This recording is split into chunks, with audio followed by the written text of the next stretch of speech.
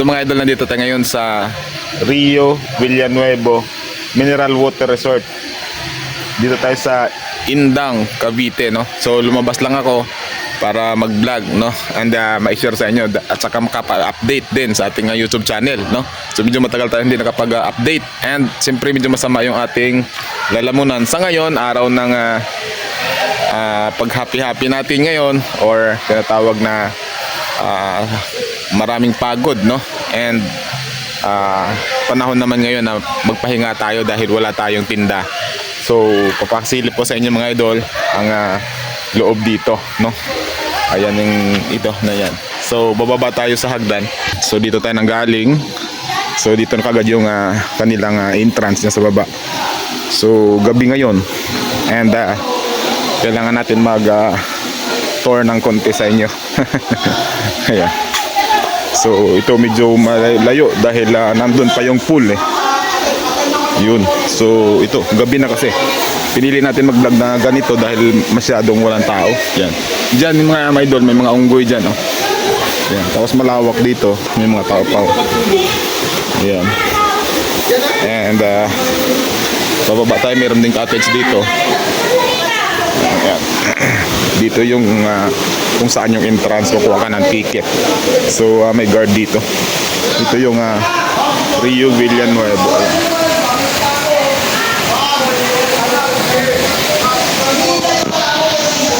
So baba tayo sa meron dito, baba tayo. Ito yung entrance mga doon. So pagbungad mo kagad dito, yan ang mga cottage, no? So dito sa may after ng entrance, medyo maingay yung tubig. Mayroon dito makikita ka na para siyang ilog. And doon slide. May swimming pool din dito. Pero hindi na ako naligo dito kanina kasi silip ko lang yung idol. Yan, malalim dito. Ayan. Yan. Forest siya eh. Meron pa dito. Yan. So medyo maingay ang tubig. Ayan. Kanina maraming pumupunta dyan, naliligo rin eh. Kasi malinis din yung tubig. Yan. Tapos doon din, meron din doon. Napaka laki nito mga idol eh. Yan. Dito tatawid ka. Yan oh, malaki yung swimming pool nila. Yan. Tapos dito yung kabila, yung pinakita ko sa inyo. And dito tayo. Maganda siya ang lugar. And yan yung mga cottage din dito. Kaya tayo. Yun, meron din sa taas yung mga rooms din. At siyempre doon meron din. Meron din doon. Meron din dito yung kadugtong ng ilog. Ayan. And dito tayo, papunta na tayo dito sa ating cottage. Hindi ko na kayo tour doon sa taas. Pero mga cottage din dyan. And dito yung CR nila. And may mga cottage din doon. Ayan. Marami pa rin naliligo eh. And baba tayo dito mga idol. Ayan. So dito tayo naligo kanina. Ayan, may mga naliligo. Grabe ang lamig mga idol kanina. Umigil lang ako talaga. Ayan. Dahil naliligo. May naliligo pa rin. Ayan. Hanggang doon sa dulo. Ilog pa rin yan doon. Ayan. Ay ilog, swimming pool. Tapos parang may ilog doon, may nagkakayak. Ayan. Ang haba at ang laki. So meron pa doon sa taas. Ayan. And dito tayo, kanina naligo. So ang lamig, grabe dito. Parang mamamatay ka sa lamig. Parang may yelo. Yung ano mo, parang may yelo. Yung kanilang swimming pool dito. Yan. Pero kanina napakaraming tao dito sa araw. So pinili natin mag-vlog ng gabi. So yun lang. And doon pa sana itutur ko kayo. Kaso parang delikado yata.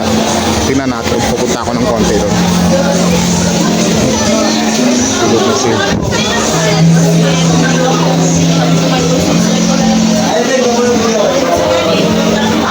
Dito. Ay, doon. Punta tayo dito. Maraming tao pa rin dito.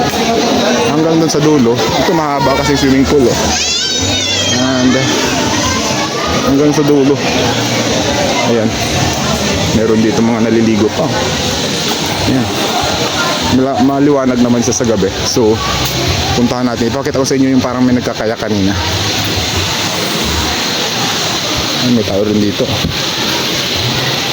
Ayan, diretso tayo. Ipakita ko sa inyo yung mga may nagkakaya kanina. Ayan. Kaso madilim na doon, dito na lang tayo. Meron pa doon mga cottage eh. Dito na lang tayo. May tao. Hello. Ayan, may naliligo. And so balik na tayo doon sa cottage natin mga idol. Kaso gising yung anak ko, baka mamaya ay maano tayo. Mapurnada na naman pagbablog natin. So sasama na naman kasi yun eh. Gusto ko sana doon dumaan no, para kaso mga katawid ba doon? Hindi nga tayo dadaan. Pwede. Pwede tayong tumawid. Mga sabihin nila, babalik-balik tayo dahil may chicks dito. Hindi ganun. Magbablog lang tayo. So, ipaikot natin to. Dito tayo dadaan. Ito. Ayan. So, ipaikot natin.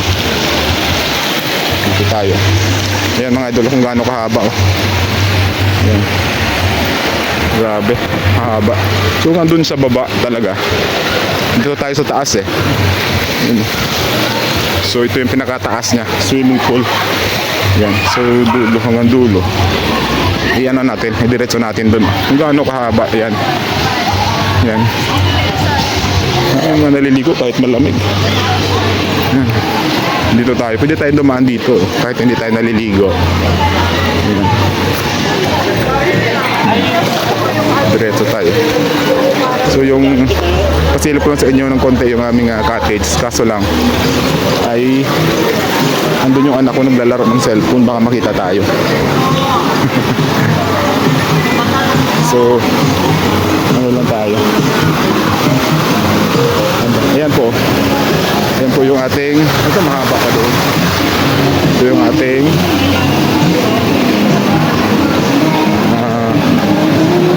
cottage. So baka makita tayo. Ayan yung cottage ito. Ayan yung cottage natin. Tulog siya. Mahaba dito.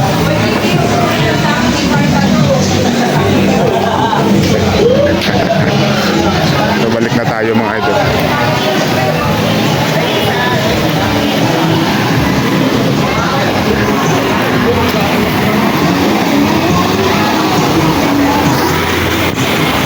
Yun lang no. So na kunting tour lang dito.